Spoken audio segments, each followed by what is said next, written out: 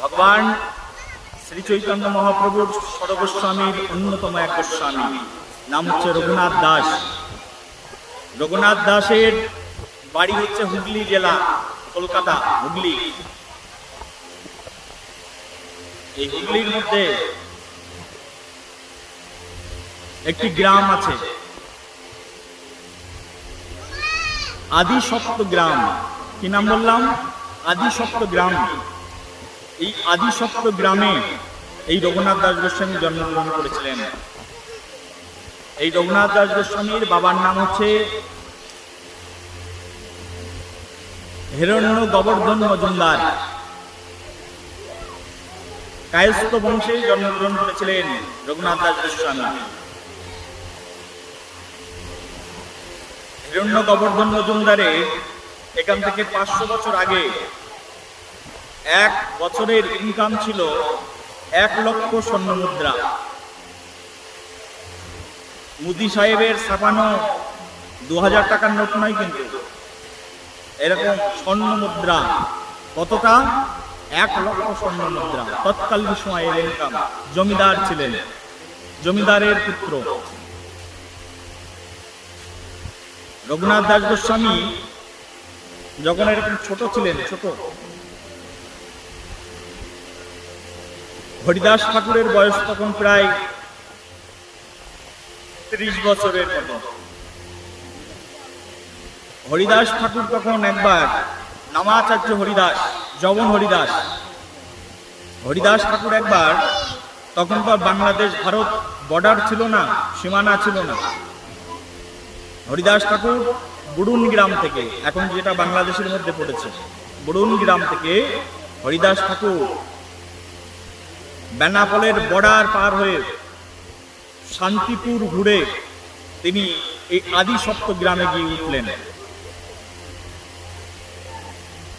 বলরাম আচার্য বলে একজন পণ্ডিত ছিলেন, তার বাড়িতে হরিদাস ঠাকুর গিয়ে প্রায় 1 মাসের মতো ছিলেন। পণ্ডিত বলরাম আচার্য আর জমিদারের পুত্র এই রঘুনাথ দাস তখন ছোট বালক।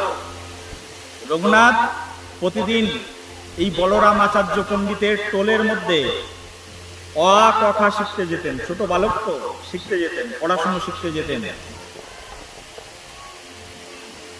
হরিদাস ঠাকুর দেখলেন একটা ফুটফুটে বালক প্রতিদিন আসে, আর এসে এই সাধু বৈষ্ণবদেরকে প্রণাম করেন। ছোট বালকরা যদি সাধু বৈষ্ণবদের প্রণাম করে কেমন লাগে গো? হ্যাঁ, ভালো লাগে না? সে প্রণাম করেন।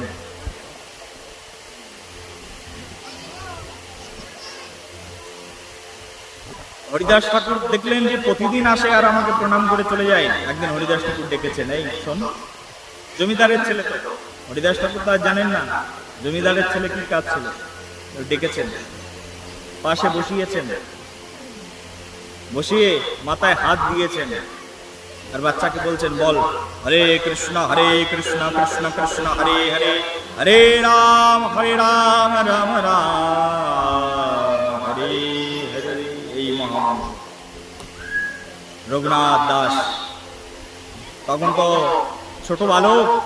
রঘুনাথ দাস এই হরে কৃষ্ণ মহামন্ত্র একবার কানে শুনেছেন আর বলে দিয়েছেন। এই রঘুনাথ দাসের হৃদয়ের মধ্যে প্রেম জন্মে গেছে ওই বালক বয়সে। প্রতিদিন হরিদাস ঠাকুরের কাছে এসে বসে বসে হরিনাম শুনতেন, প্রেমে আপ্লুত হয়ে গেলেন। গৌর পার্শ্বদের শক্তি দেখুন, হরে কৃষ্ণ মহামন্ত্রের শক্তি দেখুন।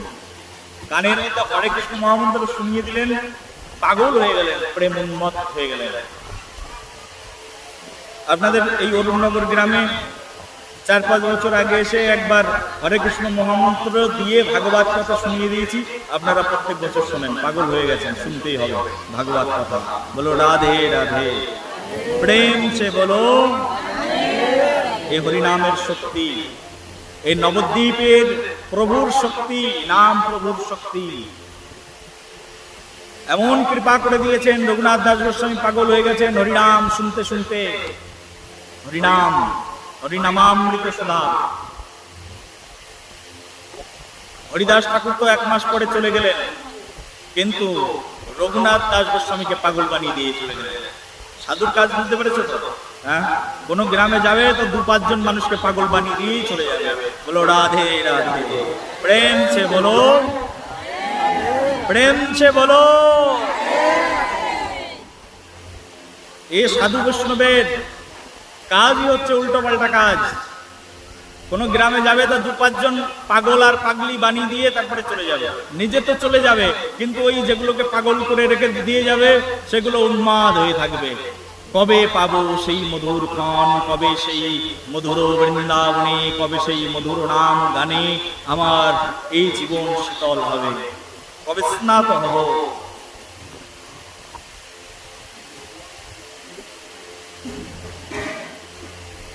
রঘুনাথ দাস গোস্বামীকে রেখে হরিদাস ঠাকুর চলে গেলেন।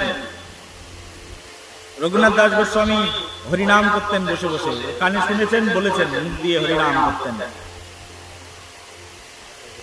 একদিন রঘুনাথ দাস গোস্বামী একটুখানি বড় হলেন। বড় হওয়ার পরে তিনি মনে মনে ভাবতেন, আমি কবে বড় হব আর কবে একা একা চলতে পারবো। কিছুটা বড় হয়েছেন, জমিদারের ছেলে। বাবা চাইতেন যে ছেলে যেন জমিদারিটা দেখে, কিন্তু রঘুনাথ দাস যেখানে কীর্তন হতেন সেখানেই গিয়ে বসে পড়তেন আর কীর্তন শ্রবণ করতেন। যেখানে ভাগবত কথা হতো সেখানেই বসে পড়তেন, ভাগবত চর্চা শ্রবণ করতেন। ছোট বালক রঘুনাথ দাস। রঘুনাথ দাসের দিবস রজনী এইভাবে অতিবাহিত হয়ে যাচ্ছে। রঘুনাথ দাস গোস্বামী পাদ একদিন বড় হয়েছেন, শুনলেন মহাপ্রভু শান্তিপুরে এসেছেন। স্বয়ং ভগবান নদিয়ার চাঁদ শান্তিপুরে এসেছেন। শান্তিপুর গেছো কেউ? কেউ গেছো শান্তিপুর? যাওনি কেউ? হয় রে হয়। বলো শান্তিপুর ধাম কি, বলো শান্তিপুর ধাম কি। এই শান্তিপুর থেকে ভগবানকে ডেকে ডেকে পৃথিবীতে আনা হয়েছে। শান্তিপুর ধাম অদ্বৈত ঠাকুরের ধাম, অদ্বৈত আচার্য প্রভুর শ্রীপাঠ শান্তিপুর ধাম।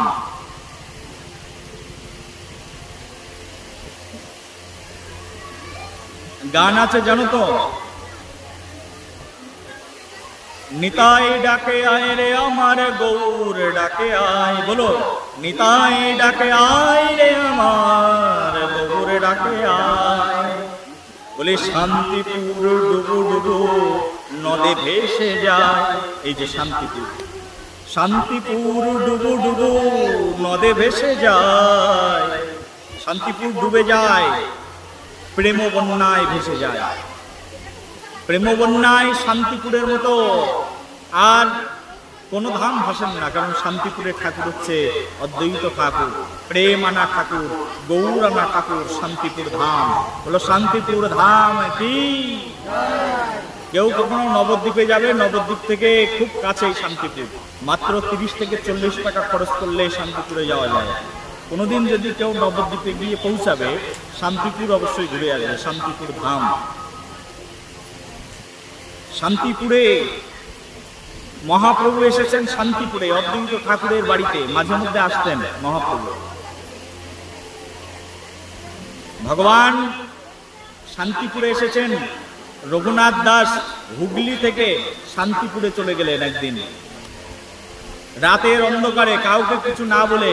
ভাবলেন মহাপ্রভুর সঙ্গে দেখা করব। রাতের অন্ধকারে গিয়ে ভগবানের কাছে গিয়ে উঠে বলছেন, হে ভগবান, আমি এসেছি। গৌরাঙ্গের কাছে এসে বলছেন, প্রভু আমি এসেছি, আমাকে কৃপা করো, কি কৃপা চাও? রঘুনাথ দাস বলছেন, আমি সন্ন্যাসী হতে চাই। বলে সন্ন্যাসী হতে চাই। যখন না এই রঘুনাথ দাস গোস্বামী সন্ন্যাস হওয়ার কথা বললেন, বর্ণনা করলেন, বাংলার ইতিহাসের কথা, নবদ্বীপের কথা। কিন্তু শোনো, শুনতে শুনতে একদিন না একদিন প্রেম আসতেও তো পারে। যদি একজন মানুষ প্রতিদিন সকাল থেকে শুরু করে সন্ধ্যা পর্যন্ত, পাশের বাড়ির এক বৌদি আছে, বৌদির নাম মনে করো মিতা বৌদি, তার নামে সারাদিন শুধু নিন্দায় শুনতে থাকে। মিতা বৌদিকে দেখলে সে কি করবে? থুতু দেবে না? আর পাশে এক রীতা বৌদি আছে, প্রতিদিন তার নামে খুব প্রশংসা শোনে। বৌদিটা খুব ভালো, ভগবানের নাম করে, কীর্তন করে, পূজা করে, যে যায় তাকে খাইয়ে তারপরে বাড়ি থেকে পাঠায়। একদিন দেখা হয়ে গেল, দেখলে মনে হবে যে বৌদিটাকে একটা প্রণাম করি। এরকম ভগবানের কথা শুনতে ভালো লাগছে না, গৌড়ের কথা শুনতে ভালো লাগছে না, কিন্তু শোনো, মহাপ্রভুর প্রতি প্রেম এসে যাবে। আর যদি একবার গৌড়ের প্রতি প্রেম চলে আসবে, সেদিন তোমার জীবন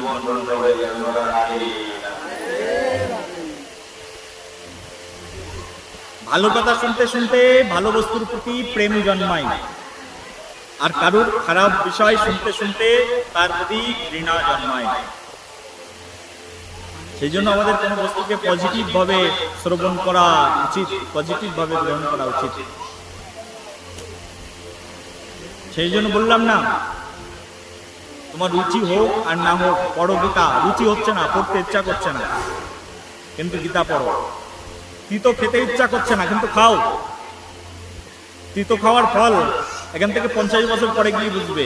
এখন তোমার বয়স 5 বছর, তো 50 বছর পরে গিয়ে বুঝবে। তোমার বয়সী, তোমার যখন 50, তোমার বন্ধুরও 50, তোমার বন্ধু ডায়াবেটিস, সুগার, বিভিন্ন রোগে আক্রান্ত, তুমি একেবারে স্ট্রং, ফুটবল খেলে বেড়াচ্ছ। কারণ কি? কারণ তুমি 5 বছর থেকে তিতো খাওয়া অভ্যাস আছে তোমার।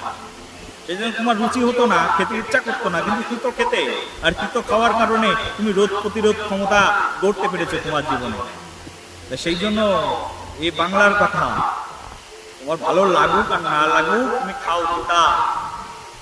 রুচি হোক আর না হোক, এই যে শোনো, কান দিয়ে গীতা পড়ো, রিডিং করো গীতা। ভালো লাগছে না তাও শোনো, প্রেম সে বলো, বলো রাধে রাধে, আরো জোরে।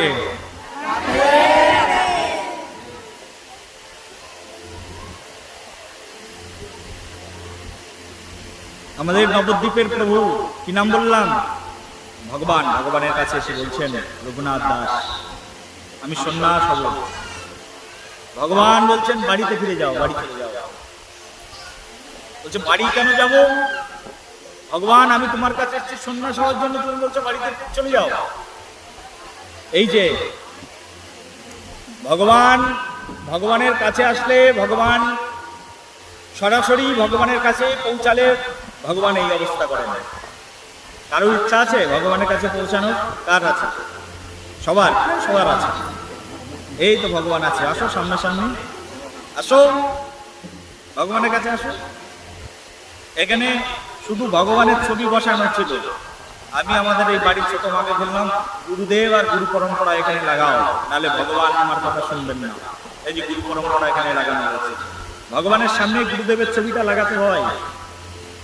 ডাইরেক্ট ভগবানের কাছে গেলে ভগবান তাড়িয়ে বের করে দেন। রঘুনাথ দাস গোস্বামী চলে গেছেন মহাপ্রভুর কাছে, স্বয়ং ভগবান। মহাপ্রভু বলছেন, রঘুনাথ, এই যে এখানে লেখা আছে, এই চৈতন্য চরিতামৃত খুলে রাখা, এখানে লেখা আছে। রঘুনাথ বলছেন, রঘুনাথ শোনো, স্থির হয়ে গৃহে যাও, না হও বাতুল। এই শব্দে লেখা আছে এখানে, স্থির হয়ে গৃহে যাও, না হও বাতুল। ক্রমে ক্রমে পাবে তুমি ভব সিন্ধু কুল। তুমি একেবারে স্থির হয়ে বাড়িতে চলে যাও। এইবার বলছেন, শোনো, মর্কট বই রাখবো না দেখাইও লোক দেখাইয়া, যথাযোগ্য বিষয় গুঞ্জ নিরাসক্ত হইয়া, সাধ্য সাধন তত্ত্ব যা কিছু সকল, হরিনাম সংকীর্তনে মিলিবে সকল। এই মহাপ্রভু বলে দিলেন, এই কটা কথা বললেন রঘুনাথকে। বললেন, স্থির হয়ে গৃহে যাও, না হও বাতুল। বাতুল মানে কি? তার মানে যার সেন্স ঠিক নেই, উল্টো পাল্টা কথাবার্তা বলে, বাতুল। বানর বলছেন, মর্কট বৈরাগ্য না দেখাইও লোক দেখাইয়া। মর্কট শব্দের অর্থ হচ্ছে বানর। বানরের মতো বৈরাগী হয়েও না। বানরের সারা গায়ে কাপড় থাকে না, কিন্তু বানর যদি বলে আমি বড় সন্ন্যাসী, কেউ মানবে? তার মন তো চঞ্চল, এই গাছ থেকে ওই গাছ, ওই গাছ থেকে ওই গাছ। বিষ্ণু ভজন করে নাকি বানর? কাপড় খুললেই কি আর সন্ন্যাসী হওয়া যায়? বলে মর্কট বৈরাগ্য না দেখাইও লোক দেখাইয়া। বলছে বানরের মতো বৈরাগী হওয়ার কোনো দরকার নেই। বৈরাগী যদি হতে হয় প্রকৃত বৈরাগী হও। সন্ন্যাসী হয়েছি, গেরুয়া কাপড় পরেছি, মনের ভিতরে বিষয় বাসনার আগুন জ্বলছে, এরকম সন্ন্যাসী হওয়ার কোনো দরকার নেই। সন্ন্যাসী হয়েছি, টাকার প্রতি আসক্তি আছে, অর্থের প্রতি লালসা, কাম, ক্রোধ, লোভ, মোহ, মদ, মাৎসর্য রীতি প্রত্যেকটা অ্যাক্টিভ আছে, সেই সন্ন্যাসী, সেই বৈরাগী এই জগতে কোনো মূল্য নেই। বলছে মর্কট বৈরাগ্য না দেখাইও লোক দেখাইয়া। এই গৌরাঙ্গের সিদ্ধান্ত শুনুন, মহাপ্রভুর সিদ্ধান্ত। মর্কট বৈরাগী হয়ে না, লোক দেখানো ভজন করো না। আছে না এই পৃথিবীতে, আছে নাকি অরুণনগর গৌরনগরে লোক দেখানো ভজন? মানুষকে দেখলে ভক্ত সেজে বসে থাকি, কিন্তু অন্তরের মধ্যে কুটিলতায় কাল বিষ পরিপূর্ণ অন্তরটা। লোক দেখানো ভজন। মহাপ্রভু রঘুনাথকে বললেন, ও রঘুনাথ শোনো, স্বর্গস্বামীর একজন রঘুনাথ শোনো, মর্কট বৈরাগী না হও, বাড়িতে যাও। রঘুনাথ দাস গোস্বামী বাড়িতে ফিরে এসেছেন, মহাপ্রভুর কাছে ভগবানের কাছে চলে গেছেন, ভগবান রিটার্ন দিয়ে দিয়েছেন, চলে গেছেন বাড়িতে। ডাইরেক্ট ভগবানের কাছে গেলে ভগবান রিটার্ন দিয়ে দেন, তাকে কাছে রাখেন না। সেই জন্য মাঝখানে একজন প্রয়োজন, আর তিনি হচ্ছেন শ্রী গুরুদেব। বন্দে গুরু শ্রী চরণারবিন্দ। সংসার দাবান ললিত লোকত্রাণায় কর্ণ ঘন ঘনত্তাম প্রাপ্তস্য কল্যাণ গুণানুতপস্য বন্দে গুরু শ্রী চরণারবিন্দ। চক্রবর্তী ঠাকুর পাদের আবৃত্তি। রঘুনাথ বাড়িতে ফিরে এসে মাঝে মধ্যে কীর্তনে চলে যান। জমিদার বাবা হিরণ্য গোবর্ধন মনে করলেন, রঘুনাথ যদি এরকম বারবার বাড়ি ছেড়ে চলে যায়, তো আমাদের জমিদারিকে দেখবে, একটাই বংশের ছেলে, একে বেঁধে রাখতে গেলে এখন বিয়ে দিতে হবে। যদি স্ত্রী পুত্রকে দেখে কিছুটা কন্ট্রোলে আসে, সঙ্গে সঙ্গে বিয়ে দিয়ে দিলেন রঘুনাথকে জোর করে। হ্যাঁ, সংসারে বেঁধে রাখতে গেলে কি করতে হবে? বিয়ে দিতে হবে। বাবা মা দুইজন ধরে রঘুনাথকে বিয়ে দিয়ে দিলেন। আর এমন এক মেয়ের সঙ্গে বিয়ে দিয়েছেন, শাস্ত্রের মধ্যে বর্ণনা করা আছে এখানে চৈতন্য চরিতামৃতে। বলছে সেই স্ত্রীকে দেখতে স্বর্গের অপ্সরাদের মতো, অপ্সরা সম স্ত্রী, তার সঙ্গে বিয়ে দিয়েছেন, সুন্দর স্ত্রী। কিন্তু রঘুনাথের মনকে বাঁধতে পারেননি। রঘুনাথের দেহটাকে স্ত্রীর সঙ্গে বেঁধে দিয়েছেন, কিন্তু মনটাকে বাঁধতে পারেননি। রঘুনাথ দাস বিয়ে করেছেন সবে 2-5 দিন বিয়ে হয়েছে। রঘুনাথ ভাবলেন, এই স্ত্রীর মুখ ভালো করে দেখার আগে আমাকে সংসার থেকে পালাতে হবে, নাহলে আমি আর বৈরাগী থাকতে পারবো না। বলো রাধে রাধে। স্ত্রীর সঙ্গ সুখ লাভ করার আগেই পালাতে হবে আমাকে। একদিন অপেক্ষা করছেন রঘুনাথ, কবে সেই দিন আসবে। রঘুনাথ দাস গোস্বামী একদিন শুনতে পেলেন পানিহাটি ধাম, এই গঙ্গার পাড়ে পানিহাটি ধাম।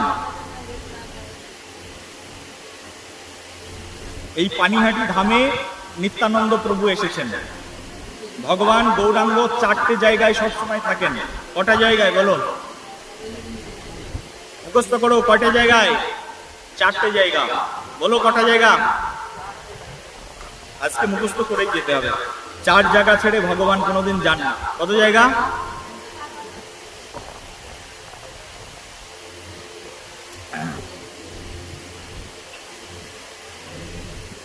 তুমি বলো তো কত জায়গা বললাম? 4 না 3? 4 তো? হ্যাঁ, 4 জায়গায় ভগবান সবসময় থাকেন। কত জায়গা? 4। এই 4 জায়গা ছেড়ে ভগবান কোনোদিনের জন্য যান না। জানো তোমরা সেই 4টে জায়গা? জানো না? কোনোদিন শোনোনি? এখন শোনো, কান খুলে আর মুখস্থ করো। আমার সঙ্গে সঙ্গে বলো। প্রথম বলো শ্রীবাস অঙ্গনে, বলো জোরে বলো, বলো শ্রীবাস অঙ্গনে। এবার কানে শুনতে পাবো, বলো। অঙ্গন বোঝো তো? অঙ্গন কাকে বলে? অঙ্গন মানে বাড়ি। বলো শ্রীবাস অঙ্গনে। কি বললাম? শ্রীবাস অঙ্গনে। 2 নম্বর বলো রাঘব ভবনে, রাঘবের বাড়িতে। অঙ্গনও বাড়ি, ভবনও বাড়ি। অঙ্গনের সঙ্গে ভবনের পার্থক্য হচ্ছে, অঙ্গন মানে বিস্তীর্ণ জায়গা মিলে অঙ্গন, আর ভবন মানে শুধুমাত্র ঘর পরিবেষ্টিত স্থান, সেটাকে বলে ভবন। ভগবান থাকেন 4টে জায়গায়, কোনোদিন 4টে জায়গা ছেড়ে ভগবান কোনোদিন যান না। সেই 4টে জায়গার মধ্যে প্রথম জায়গার নাম হচ্ছে রাঘব ভবন। কি বললাম? বলো রাঘব ভবনে, শ্রীবাস অঙ্গনে, শচী রন্দনে, নিত্যানন্দ নর্তনে। কটা জায়গা হলো? মুখস্থ করো এগেন। রাঘব ভবনে, শ্রীবাস অঙ্গনে, শচী রন্দনে, নিত্যানন্দ নর্তনে। শচী মা যখন রান্না করেন, সেই রান্নার মধ্যে স্বয়ং ভগবান শ্রী মহাপ্রভু থাকেন। বলে শচী মাতা কি। এখানে ওই বাবাজিরা রান্না করছেন না, ভগবানের দায় পড়েনি ওনাদের হাতে রান্না খাওয়ার। শচী মাতার রান্নাই ভগবান খায় শুধু। বলো রাধে রাধে। আমিও রান্না করেছি সকালবেলায়, ভগবানের দায় পড়েনি আমার মতো পাপিষ্টের হাতের রান্না খাওয়ার। শচী মাতার হাতের রান্না ভগবান খান। ভগবান কার হাতের রান্না খান? শচী মায়ের রান্না খান ভগবান। বলছে শচী মা যখন রান্না করেন, সেই রান্নার মধ্যে স্বয়ং ভগবান থাকেন। আরেকটা জায়গা বলছে নিত্যানন্দ নর্তনে। নর্তন মানে নৃত্য, যেখানে ভগবান নিতাই চাঁদ নৃত্য করেন, দুহাত তুলে নাচতে থাকেন। যেখানে ভগবান নিতাই চাঁদ নাচেন, ভগবান নিতাই চাঁদের নৃত্যের মধ্যে স্বয়ং ভগবান বিদ্যমান থাকেন। আর দুটো বাড়িতে থাকেন। শচীমাও নেই, আছে শচীমা, চলে গেছেন। শচীমার রান্নাও চলে গেছে। নিত্যানন্দ নেই, নিত্যানন্দের নর্তন চলে গেছে, কিন্তু দুটো বাড়ি এখনো রয়ে গেছে কলিযুগে। একটা হচ্ছে রাঘব ভবন, আর একটা কি? শ্রীবাস অঙ্গন। শ্রীবাস অঙ্গন এখনো পাওয়া যায়, আর রাঘব ভবন নবদ্বীপে গেলে এখনো পাওয়া যায়। এই দুটো জায়গায় ভগবান সদা সর্বক্ষণ থাকেন। ভগবান বললেন আমি রহি সদা এই 4 ঠায়, এই 4টে স্থানে আমি সদা সর্বক্ষণের জন্য থাকি। ভগবান নিত্যানন্দ প্রভু এসেছেন রাঘব ভবনে, এই কথা কান দিয়ে শ্রবণ করেছেন রঘুনাথ দাস। রঘুনাথ দাস ভাবলেন রাঘব ভবনে ভগবান নিত্যানন্দ প্রভু এসেছেন, তাহলে এই সুযোগ আর মিস করা যাবে না। কারণ নিত্যানন্দ প্রভু থাকতেন তো পুরীধামে। পুরীধাম থেকে নিত্যানন্দ প্রভুকে মহাপ্রভু বলেছেন, নিত্যানন্দ প্রভু আগে সন্ন্যাসী ছিল, অবধূত সন্ন্যাসী। নিত্যানন্দ প্রভুর নাম কি? বলো, অবধূত সন্ন্যাসী। নিত্যানন্দ প্রভুকে মহাপ্রভু বলেছেন যাও বাড়িতে গিয়ে বিয়ে করো। নিত্যানন্দ প্রভু এক বাড়ির দুটো মেয়েকে একদিনে বিয়ে করেছেন, জাহ্নবী মাতা আর বসুধা মাতা। বলো রাধে রাধে। ভগবানের আদেশ।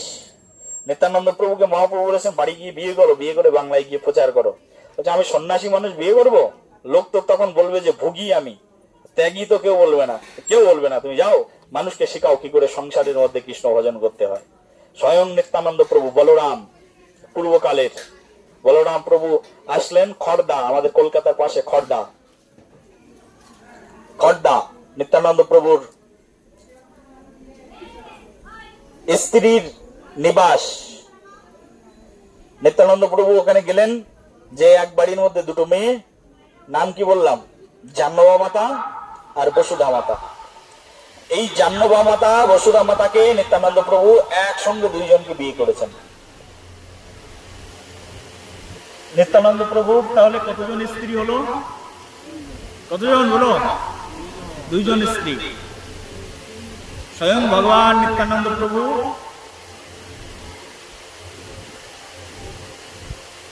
নবদ্বীপ থেকে, খড়দা থেকে পানিহাটি ধামে ঢুকেছেন। এই কথা শুনতে পেয়েছেন রঘুনাথ। রঘুনাথ ভাবলেন এই সুযোগ আর মিস করা যাবে না। রঘুনাথ দাস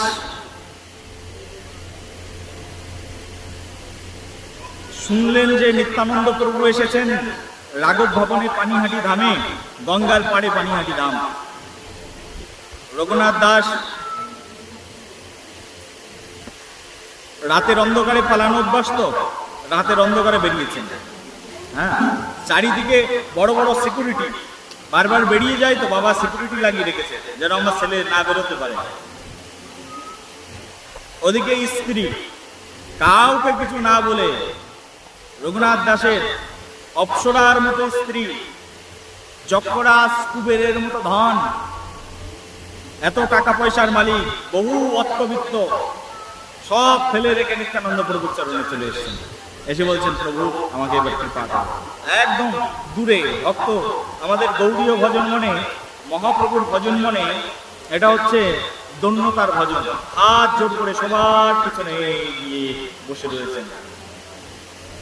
নিত্যানন্দ প্রভুকে এক ভক্ত বলছেন, ওই দেখো জমিদার পুত্র রঘুনাথ, ও সবার পিছনে বসে বসে তুমি যা যা বলছো সব শুনছে, কান পেতে পেতে শুনছি, সবার পিছনে বসে আছে।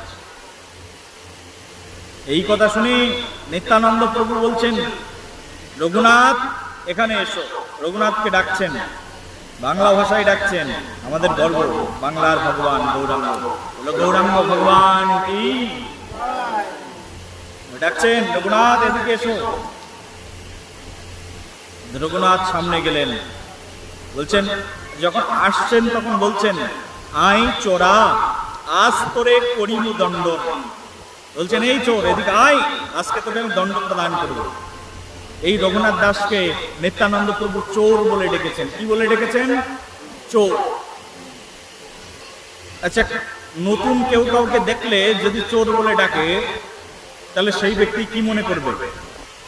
আসবে তার কাছে, আমি সাথী, তোমরা 10 জন এসেছো আমার কাছে, আমি বললাম এই তুমি একটা চোর, ভালো লাগবে? তোমার লাগবে? তোমার লাগবে? তোমার লাগবে? কার লাগবে? কিন্তু নিত্যানন্দ প্রভু বলছেন, এই চোর আয় তোরে আজ করিমু দণ্ডন। চোর বলে ডেকেছেন, চোর। রঘুনাথ দাস গোস্বামী গেছেন, রঘুনাথ দাস গোস্বামী নিত্যানন্দ প্রভুর কাছে গেছেন। আর রঘুনাথ দাস গোস্বামী কি চুরি করেছিলেন যে চোর বলে ডাকলেন? একটা বস্তু তো চুরি করেছেন। কি বস্তু সেটি? বলছে, রঘুনাথ দাস গোস্বামী হরিদাস ঠাকুরের কাছে বসে বসে কৃষ্ণ নাম প্রেমকে চুরি করেছিলেন। তাই রঘুনাথ দাস গোস্বামীকে নিত্যানন্দ প্রভু জগৎগুরু তো ডেকে তাকে চোর বলে ডেকেছেন। যেই না রঘুনাথ দাস গোস্বামী নিত্যানন্দ প্রভুর কাছে গিয়ে বসেছেন, নিত্যানন্দ প্রভু তার পাটা তুলে একেবারে রঘুনাথ দাস গোস্বামীর মাথার পরে বসিয়ে দিয়েছেন। আর রঘুনাথ দাস গোস্বামীকে বলছেন, রঘুনাথ আজকের এই দিনে তোমাকে চিড়া দধি খাওয়াতে হবে, যত ভক্ত আছে। তখন অসংখ্য ভক্ত নিত্যানন্দ প্রভুর সঙ্গে বলছে, সবাইকে চিড়া দধি খাওয়াতে হবে। এই কথা শুনে রঘুনাথ আনন্দ করলেন। আচ্ছা, মনে করুন কোন আসরে 1000 ভক্ত আছে, আর মোদী সরকারের মতো প্রধানমন্ত্রী সেই ভক্তদের মাঝখানে গিয়ে উঠেছেন। সেই আসরে সাধু মোদী সরকারকে বললেন, এই 1000 মানুষের খাবার ব্যবস্থা করে দাও একদিন। মোদী সরকারের কাছে এটা কোনো ব্যাপার? হ্যাঁ, প্রধানমন্ত্রীর কাছে কোনো ব্যাপার? আরে ওই পুরো ওই চত্বরের জমিদার ছিলেন এই রঘুনাথ দাস গোস্বামীর বাবা। তাকে বলছেন এখানে যত ভক্ত আছে তাদেরকে চিড়ে আর দই খাওয়াবে।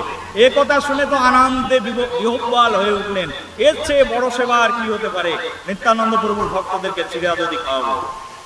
রঘুনাথ দাস গোস্বামী এখন সবাইকে বলে দিলেন, যার বাড়িতে যত চিড়ে আছে আর যার বাড়িতে যত দই আছে যথেষ্ট চড়া মূল্য দেব, সবাই এনে এই পানিহাটিতে নিয়ে এসো। সবাই জমিদারের কথা শুনে মাথায় করে পসরা সাজিয়ে সাজিয়ে পাত্র সাজিয়ে, মাটির পাত্র সাজিয়ে দই আর চিড়ে নিয়ে চলে আসলেন। সেই দই আর চিড়ে মাখা হলো প্রায়, শাস্ত্রের মধ্যে লেখা আছে এখানে যে সেই দই আর চিড়ে চিড়ে যে ধোয়া হলো গঙ্গার জলে আর সেই দই মাখা হলো, সেই দই আর চিড়ের এমন করে মাখা হয়েছে, বলছে যতদূর পর্যন্ত গঙ্গার দিকে চোখ যাচ্ছে শুধু চিড়ে আর দই দেখা যাচ্ছে, চিড়ে আর দই, আর কিছু দেখা যাচ্ছে না। এত পরিমাণ চিড়া আর দই মাখা হয়েছিল সেই অনুষ্ঠানে। আর সব এই দধি, চিড়া, কলা, মুড়ি, মুড়কি যা ছিল সব দিয়ে এক বিশাল মালসা ভোগ লাগিয়ে দিল। আমরা শুনেছি না মালসা ভোগ, এই মালসা ভোগ এইরকম লাগালো। আর সেই চিড়ে দধি মহাপ্রসাদ খেয়ে সবাই ধন্য ধন্য করতে লাগলেন। আর সবাই রঘুনাথ দাস গোস্বামীর জয় জয়াকার করতে লাগলেন। বলো নিতাই গৌর হরি বল।